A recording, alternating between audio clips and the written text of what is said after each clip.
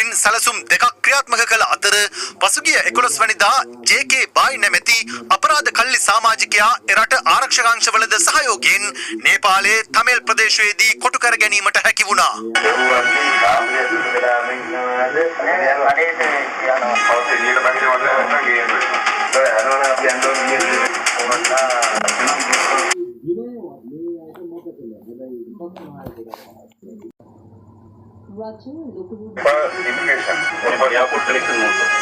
එලෙස අත්අඩංගුවටගත් ජේ.කේ. බායි නැමැත්තා උපාය දූතයෙකු ලෙස යොදාගත් විමර්ශන නිලධාරීන් නේපාලයේ තිබ්බස්පාක් ප්‍රදේශයේ බැංගලෝර තමිලිනි නමින් සංගව සිටින ඉෂාරා සෙව්වන්දි දුරකථන මාර්ගයෙන් සම්බන්ධ කරගත්තේ මෙලෙසින්.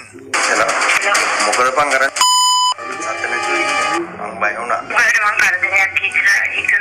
සුදපන් වාට කියන විදිහට දන්නේ. ඔයා බාබාලා මං විශ්වාසනේ මං ඔයන් ළඟ හිටිය මිනිස්සේ පො දුබයි යන්න බලන්න දවස් නැත්නම් ඒකද ආයින්ද බෑනේ පො අපට දැන් ATM කාඩ් එක මකට හම්බුණානේ ඉන්දරෙන් ලෝකා ඔව්රේසිගේ කාඩ් දෙන්නද මම ඔන්න දුවුවක් අයින කොමනම් අවසෙන්න ජේ.කේ. බායි විසින් ඉෂාරා සෙව්වන්දිට නිලධාරීන් ගමන් කළේදී ඉෂාරා